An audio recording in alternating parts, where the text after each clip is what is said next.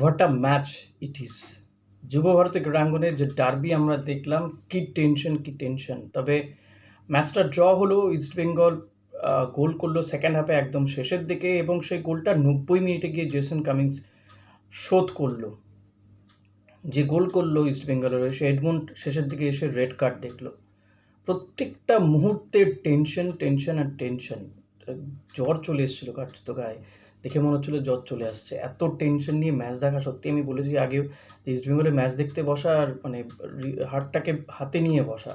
যে কোনো মুহূর্তে যে কারো হার্ট অ্যাটাক হয়ে যেতে পারে। তবে হোয়াট আ ম্যাচ! ৬২,২০০-র উপরে দর্শক, তারা কি দেখলেন যুবভারতী ক্রীড়াঙ্গনে বসে। আমরা টিভির এই প্রান্তে বসে কি ম্যাচটাই না দেখলাম। What a match!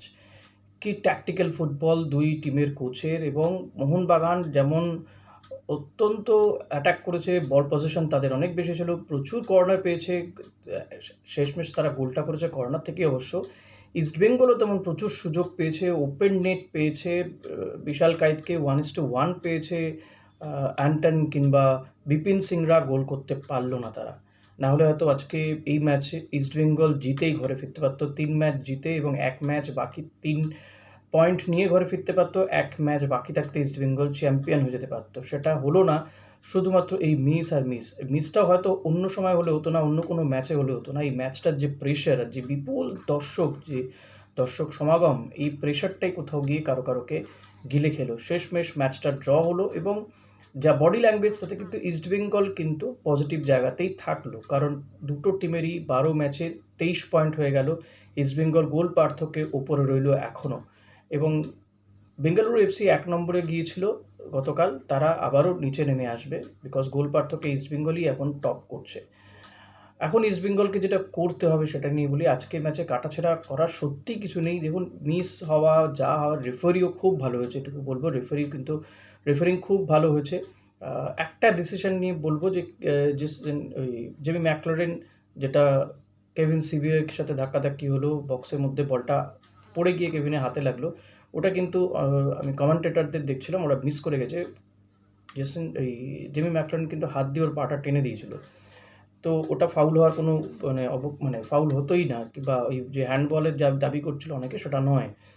তো যাই হোক, সেটা অনেকে দেখলে হয়তো বুঝতে পারবে। আদারওয়াইজ ভেঙ্কটেশের রেফারিং অসম্ভব ভালো। এই ডার্বির মতন ম্যাচে এত চাপ নিয়ে যেখানে দরকার সেখানে হলুদ কার্ড দেখিয়েছে। হ্যাঁ, ইস্টবেঙ্গল প্লেয়াররা হলুদ কার্ড দেখেছে, গিল দেখেছে, রেড দুটো হলুদ কার্ড দেখে খামোখা জার্সিটা খোলাতে হলুদ কার্ড, তারপরে একটা ফাউল করে হলুদ কার্ড দেখলো এডমন্ড। ফলত পরের ম্যাচটাতে এডমন্ডকে পাওয়া যাবে না।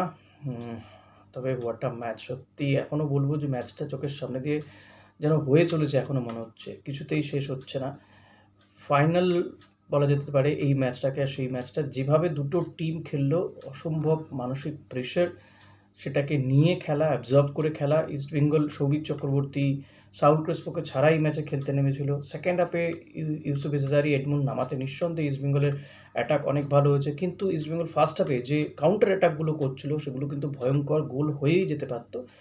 কিছু ছোট ভুল বলে না, এই দিনগুলোতে যে এই প্রেশারটাকে অ্যাবজর্ব করতে পারবে, গোল করতে পারবে, সেই রাজা। তো হতে পারেনি। এডমন্ডকে একটা সময় কয়েক মুহূর্তের জন্য রাজা মনে হচ্ছিল এবং তার যে মানে অ্যাগ্রেশনটা ছিল, সেটাও কিন্তু আমি দেখলাম দর্শকদের মধ্যে কেউ কেঁদে ফেলেছিল। কিন্তু সেটা বেশিক্ষণ স্থায়ী হলো না। ম্যাচটা যদি ইস্টবেঙ্গল জিতে ফিরতে পারত, বোধহয় অনেক বেশি আনন্দ হতো। ২২ বছরের খরা, ট্রফি খরা। এখনও একটা ম্যাচ অপেক্ষা করে থাকতে হবে। ২১ তারিখের ম্যাচটা কিন্তু ফাইনাল এখন দাঁড়িয়ে। দুদিকে দুটো ফাইনাল হবে। একদিকে স্পোর্টিং ক্লাবের বিরুদ্ধে, স্পোর্টিং ক্লাব দিল্লির বিরুদ্ধে খেলতে নামবে মোহনবাগান, অন্যদিকে একই সময়ে ইস্টবেঙ্গল খেলতে নামবে ইন্টার কাশির বিরুদ্ধে। এখন এই ম্যাচটা যে জিতবে, কারণ গোল পার্থক্যে ইস্টবেঙ্গল এগিয়েই রয়েছে, ওই ম্যাচটাও যদি দুজনে ড্র করে, তাহলে ইস্টবেঙ্গল চ্যাম্পিয়ন হয়ে যাবে।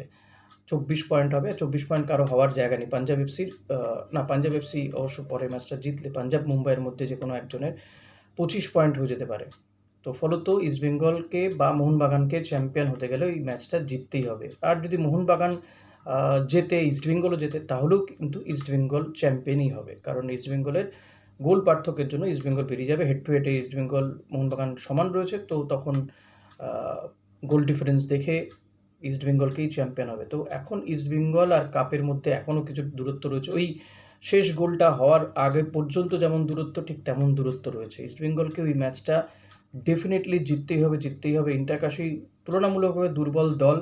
আবার ওইদিকে যদি মোহনবাগান অনেক গোল করে, স্পোর্টিং ক্লাব দিল্লিকে যদি অনেকগুলো গোল করে হারিয়ে দেয়, 5 গোলের ডিফারেন্স রয়েছে ইস্টবেঙ্গল আর এদের মধ্যে। কারণ ইস্টবেঙ্গলের বোধহয় গোল পার্থক্য 18, মোহনবাগানের 13। তো 5-6 গোলে যদি ওরা জেতে, আর এদিকে যদি ইস্টবেঙ্গলও তো গোল করবে নাকি। তো যাই হোক, যাতে গট আপ না হয় সে কারণেই একসঙ্গেই ম্যাচটা ফেলা হয়েছে। কিন্তু এই ডার্বিটা যা দেখলাম, অনেকগুলো বছর আমার মনে হয় মনে রাখবে দর্শকরা। নেক টু নেক হয়ে যাওয়া, ইস্টবেঙ্গলের এগিয়ে যাওয়া, তারপরেও গিয়ে শেষে এসে ড্র হওয়া। প্রভসুখান গিল বা কেভিনদের দেখছিলাম কি ভীষণ তারা খুশি, এবং প্রভসুখান শেষ মুহূর্তে যে গোলটা বাঁচালো, প্রভসুখানকে নিয়ে অনেক সমালোচনা করেছি, বাট গত ম্যাচে, আজকের ম্যাচে he is the hero. Prabhsukhan যে গোলটা বাঁচালো, যেটা গোল হয়ে যেতে পারত, অসম্ভব। কাকে ছেড়ে কাকে বলবো। তবে বিপিনকে আমার মনে হয় সেকেন্ড হাফে কিছুটা পরে বসিয়ে দিতে পারতো। ওর জায়গায় নন্দকুমারকে নিয়ে এলে আরেকটু ফ্রেশলি অ্যাড করা যেত। বিপিন শেষের দিকটা ল্যাদ হয়ে যাচ্ছিলো, একটু স্লো হয়ে যাচ্ছিলো। এই জায়গাটায় আমার অস্কারের এইটুকু মনে হয়েছিল যে আরেকটু যদি ওখানে নন্দকুমারকে অ্যাড করতো তো ভালো হতো, সেটা ইস্টবেঙ্গলের জন্য বেটার হতো। আদারওয়াইজ কিছু করার নেই, আরেকটা ম্যাচ আমাদেরকে অপেক্ষা করতে হবে চ্যাম্পিয়নের জন্য, এবং ওই ম্যাচটাও জিততে হবে। ইস্টবেঙ্গলের সামনে সব ম্যাচেই ডু অর ডাই ম্যাচ, জিততেই হবে। তবে পরের পর ম্যাচ ইস্টবেঙ্গল আনবিটেন রয়ে যাচ্ছে, এবং আনবিটেন থেকে যদি 9টা ম্যাচ আনবিটেন থেকে যদি চ্যাম্পিয়ন হতে পারে, এর থেকে ভালো কিছু আর হওয়ার নেই। তবে এখনও ইস্টবেঙ্গল কিন্তু বিরাট বড় জায়গাতে রয়েছে, এটুকুই বলবো। অসম্ভব ভালো ফুটবল দেখলাম, এটা তো দেখার কথা ছিল। দুই প্রধানের যে খেলা যেমন হওয়া উচিত, ঠিক তেমনই খেলা হয়েছে। ইস্টবেঙ্গল ড্র করেছে ঠিকই, ম্যাচটা জিততেই পারত, জেতার মতো জায়গাতে পৌঁছে গিয়েও শেষ মুহূর্তে এই কিছু ভুলের জন্য গোলটা হয়ে যাওয়া, ওটা কিছু করার নেই। ওখানে জেসন কামিন্সকে আর একটু নজরে রাখতে হতো। যাই হোক, কোথাও গিয়ে হয়তো একটু ল্যাকনেস চলে এসেছিলো যে একটা গোল দিয়ে আমরা এগিয়ে আছি। এই ধরনের ম্যাচে 1 গোল কিন্তু বড় ব্যাপার নয়। এবং এখানে বলবো, সার্জিও লোবেরা যে দুজন ফরেন ডিফেন্ডারকে তুলে নেওয়াটা সার্জিও লোবেরার কিন্তু ভুল। কারণ দুজন ফরেনার যতক্ষণ ছিল ডিফেন্সে, ততক্ষণ কিন্তু ইস্টবেঙ্গলের অ্যাটাকগুলো সেভাবে দানা বাঁধছিল না। হয়তো দুটো মানে গোল করার মতো জায়গায় পৌঁছে গিয়েছিল, বাট সেভাবে আক্রমণটা হয়ে উঠছিল না। কিন্তু এটা সার্জিও লোবেরার ভুল ছিল বলে আমার মনে হয়। Otherwise nice match, fantastic match. আপনারা কি বলবেন কমেন্ট করে জানাবেন প্লিজ। Thank you.